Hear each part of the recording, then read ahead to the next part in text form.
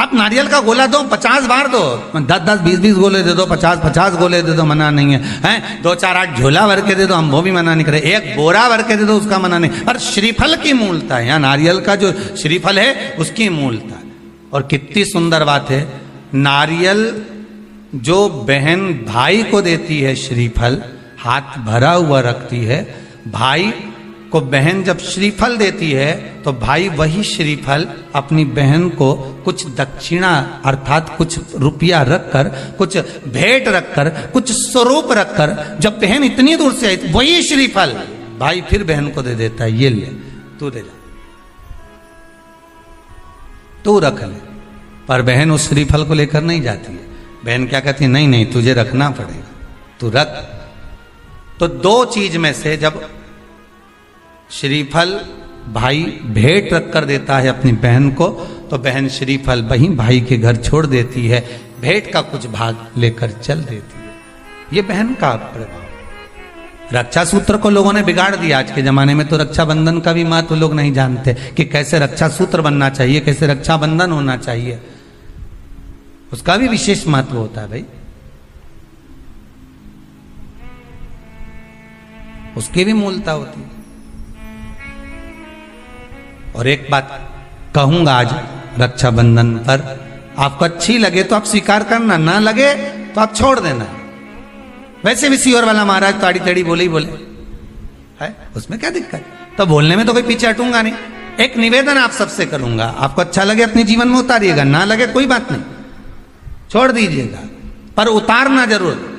बहन से प्रॉपर्टी के चक्कर में कितना भी झगड़ा चल रहा हो, बहन का भाई से एक मकान के चक्कर में कितना भी झगड़ा चल रहा हो, संपदा के चक्कर में कितना भी झगड़ा चल रहा हो, तो भी निवेदन करूंगा, बहन और भाई तुम खूब लड़ो प्रॉपर्टी और जमीन के लिए, पर रक्षाबंधन के दिन कम से कम एक दूसरे के नहीं भी जाओ तो फोन लगाकर जीजी और बहन भाई से, भाई बहन से एक बार तो बात कर लो, क्योंकि धन अपनी जगह रह जाएगा साहब, वहां धन नहीं जाने वाला, आपका व्यवहार जाने वाला, आपका प्रेम जाने वाला। माना उसने कुछ भी करा हो, अदालत में केस लगा दिया हो, 25 केस चल रहे हो अदालत में, 50 बार तुम्हें पेशी पर जाना पड़ रहा हो, 50 बार झगड़े हो गए, 50 बार तलवार लेकर खड़े हो गए, डंडे लेकर खड़े हो गए, एक दूसरे को मारने को तैयार हो गए, पर निवेदन है, एक माता के गर्भ से तुम जन्मे हो, कम से कम उस माता के दूध का फर्ज अदा करो। और एक बार कितना भी झगड़ा हुआ हो, इस आस्था चैनल के माध्यम से आज रक्षाबंधन के दिन भले राखी बंधवाओ मत बंधवाओ, पर एक फोन लगाकर तो पूछ लो, जीजी कैसी है, कब आएगी बता, या बहन भाई को कह दे रे कैसा है, भूल गया क्या मुझे, भाई भी कह दे, लड़ाई की बात मत करना, आज के दिन बस प्रेम की बात करना कि कम से कम बहन का फोन तो आया। मेरा मन कहता है, मेरा दिल कहता है कि शायद दिवाली पर जितनी आतिशबाजी नहीं हुई होगी उतनी आतिशबाजी आपके दिल में होगी, कि जिससे केस चल रहा है वो फोन लगाकर पूछ रहा है कि भाई ने पूछा बहन से, बहन ने पूछा भाई से, कैसे हो, भाभी से बात कर लो, थोड़ा बच्चों से बात कर लो। माना अदालत में देखा जाएगा, लड़ाई झगड़े सब होंगे, सब कुछ होगा, कौरव और पांडवों की कथा तो देखो रे कितनी सुंदर है,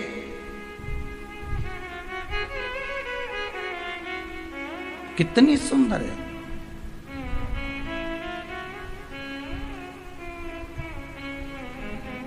पांडवों की बहन सुभद्रा राखी बांधने कौरवों को जाती है, कौरवों की बहन राखी बांधने के लिए पांडवों को जाती है। जरा विचार करिए,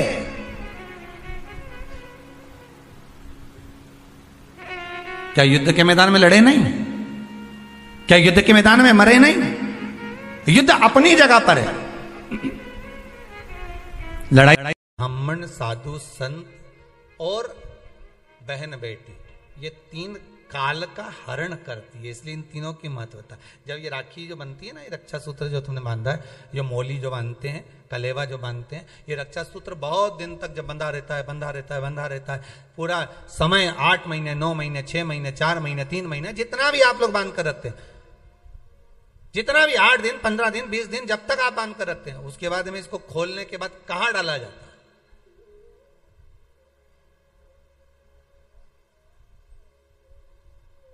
कहां दिया जाता है इसको?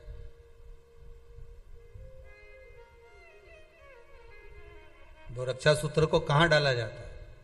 तो कहते हैं जिस स्थान पर गाय को बांधा जाता है, जिस स्थान पर गाय को बांधा जाता है, उस स्थान पर इस रक्षा सूत्र को ले जाकर एक और किसी भी खूंटे से गाय के, या गाय का जो ग्वाड़ा होता है, गाय जहां बंधती है उस स्थान पर कोई कील लगी हो, कोई खूंटा लगा हो, उससे इस रक्षा सूत्र को खोलकर बाद में बांध दिया जाता, वहां रख दिया जाता। क्यों, किस लिए रखते हैं, क्यों जोड़ा गया इसको? हिंदू धर्म में रक्षा सूत्र को गाय से क्यों जोड़ा गया? उसका कारण केवल इतना है कि गौ माता, जब तक आपने रक्षा सूत्र बांधा, इसके बाद रक्षा सूत्र आपने अगर गौ माता के उस ग्वाड़े में कहीं ले जाकर बांध दिया है, दे दिया है, रख दिया है, 33 कोटि देवता गौ माता के भीतर विराजमान होते हैं। 33 कोटि देवता गौ माता के भीतर रहते हैं। और केवल ये गाय जहां बंधती है, गौशाला जो होती है ना, गाय जहां बनती है, जहां पर गौ माता निवास करती है, हम तो कहते हैं लोग वृंदावन किससे मिलने जाते हैं?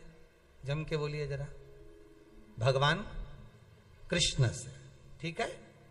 और भगवान कृष्ण किसको चराने जाते हैं? गौ माता। मतलब तुम कृष्ण जी के पीछे और कृष्ण जी गौ माता के पीछे। क्यों?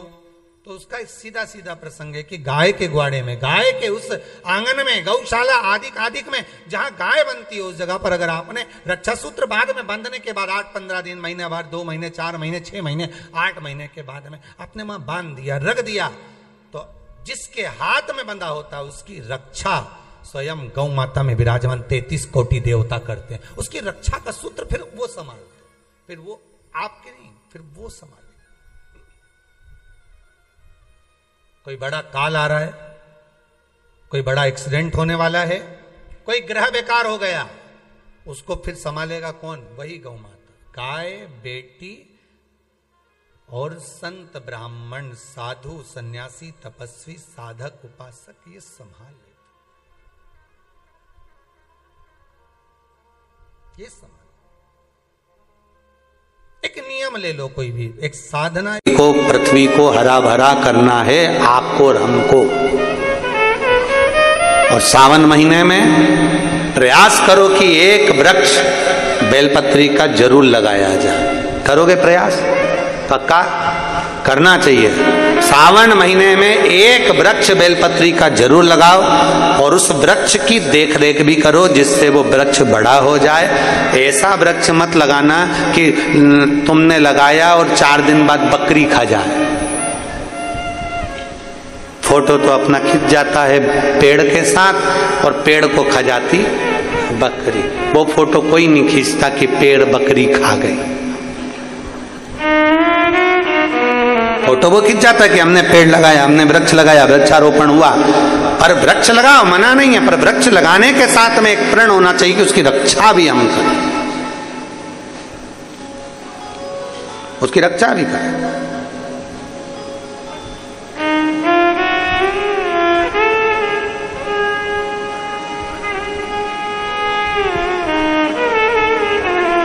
पर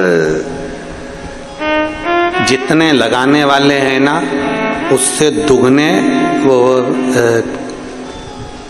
अभी गुरु पूर्णिमा की कथा थी सीहोर में, तो वहाँ एक मुंबई की एक दीदी आई थी। वो जोड़ा दोनों पति पत्नी का, वो हर कथा में यजमान बनते हैं। वो आगे बैठे हुए थे और जमीन पे बैठ के वो श्री शिवाय नमस्तुभ्यं बोलते हैं। अपने टीवी पे उसको देखा भी होगा। वो दोनों पति पत्नी का नियम है कि कम से कम सावन महीने में या अन्य समय पर वो कम से कम 15 से 20 पेड़ उसको लगाने का प्रयास कर, तो बड़ा करने का प्रयास कर। पर वो बता रहे थे, गुरुजी हम बेलपत्री का पेड़ लगाकर आते हैं और कोई पूरा की पूरा गमला की गमला ही उठा के बेलपत्री का ले जाता। हम लगाते और वो उठा के ले जाते। अब करें तो करें क्या? तो हमने उनसे कहा कि तुम एक काम करो, ऐसी जगह पर लगाओ जहां पर बेलपत्री का पेड़ कोई लेकर ना जाए। तो फिर उन्होंने कहा कि हम कहाँ लगाएं, आप बात बताओ। तो हमने कहा जरूरी नहीं है कि बेलपत्री का ही लगाओ, तुम कोई दूसरा भी लगा दो, कोई लेकर नहीं जाएगा, पर वृक्ष तो लगाओ। तो उन्होंने कहा कहाँ लगाएं? हमने कहा तुम शमशान में लगाया, अब माँ कौन लेने जाएगा? और आधा तो लोगों को वैसे ही भय रहता कि शमशान से लाया, और पत्नी को मालूम पड़ जाए शमशान से पेड़ लिया है, तो तुम शमशान में लगा दो। पृथ्वी हरी भरी हो कहीं पर भी हो, पर ये पृथ्वी हमारी प्रकृति, हमारे पूरा पृथ्वी, पूरा भूमंडल हरा भरा हो, ऐसा नियम बनाना चाहिए कि पृथ्वी के संरक्षण प्रयास। एक वृक्ष जरूर लगा। जितना जितना वृक्ष लगता है ना, उतना उतना जल बढ़ता है। पृथ्वी का जो जल कम हो रहा है ना, उसका कारण केवल ऐसा ही है कि वृक्ष नहीं है। वृक्ष कटते गए, जल कम होता गया, इसलिए वृक्ष लगाना जरूरी है। एक बेलपत्री के वृक्ष के नीचे से भी अगर कोई भूलवश निकल कर चले जाता है, हजारों अश्वमेध यज्ञ का फल उसके खाते में प्राप्त हो जाता है। हजारों अश्वमेध यज्ञ का पुण्य फल उसे मिलता है।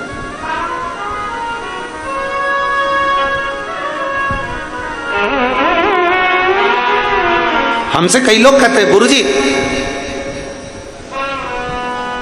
कोई शिव भक्त बोल देता है तो उसकी वाणी प्रबल क्यों हो जाती है, प्रखर क्यों हो जाती है, क्यों? ये बेलपत्र होता है ना शंकर जी पे चढ़ा हुआ, इस बेलपत्र को जब आप खाते हैं, शंकर पर चढ़ा हुआ बेलपत्र जब आप खाते हैं, उदर में वो बेलपत्र जब जाता है, दुनिया के लोगों को लगता है कि हमने औषधि खाई है, पर लिंग पुराण, नर्मदा पुराण, ब्रह्मवैवर्त पुराण, स्कंद पुराण का काशी खंड और शिव महापुराण कहती है, एक बेलपत्र जब हमारे उदर में जाती है तो ये मान कर चलें कि हमारे हृदय में पूरे समय शंकर का निवास रहता है और शिव हमारे साथ चलता है, हर पल, हर घड़ी, हर क्षण।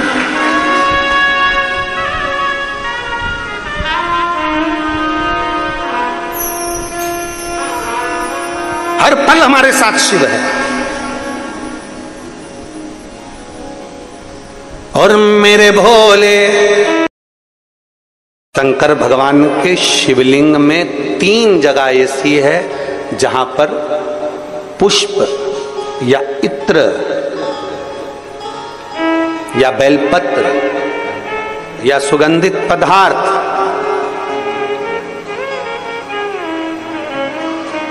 भगवान शंकर को समर्पित करा जाता है तो रोग से निवारण होता जाता है। 3 स्थान समझेंगे।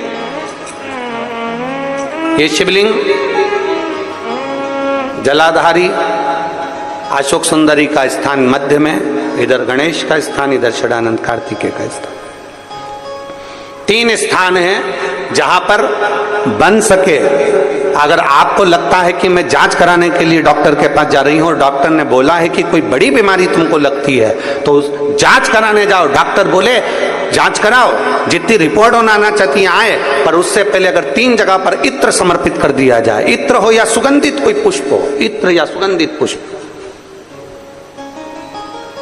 3 स्थान पर अगर इत्र समर्पित किया जाए तो वो स्थान, और इत्र समर्पित कर कर आप जाओ फिर जांच कराओ, मना नहीं, पर वो 3 स्थान बताएगा। पहला स्थान अशोक सुंदरी और भगवान शंकर का जो शिवलिंग रखा है उसके बीच में, जो अशोक सुंदरी और शंकर भगवान के शिवलिंग के बीच में एक जगह खाली पड़ी रहती है। अशोक सुंदरी का स्थान पूर्ण होगा, शिवलिंग होगा, उसके बीच में एक स्थान खाली होता है। उस स्थान पर अगर जिस समय पर भगवान शंकर के जिस अशोक सुंदरी और शिवलिंग के बीच में जो स्थान है वहां पर अगर इत्र लगाया जाए, दूसरे नंबर पर शिवलिंग के ऊपर से लेकर नीचे के मध्य भाग में, जहां मध्य भाग है ये शिवलिंग, ये नीचे का भाग, और मध्य भाग में अगर इत्र लगाया जाए, और तीसरा भगवान शंकर का जो जल नीचे की ओर गिरता है, जहां जो पट्टी रहती है पानी नीचे आने की, उस पट्टी पर अगर इत्र लगाया जाए, ये 3 स्थान इत्र लगाने के होते हैं। अगर वहां लगाया जाए तो कैसा भी रोग हो आपकी जांच अच्छी ही आएगी, बेकार नहीं आ सकती। आप कितने ही करा लें उसको।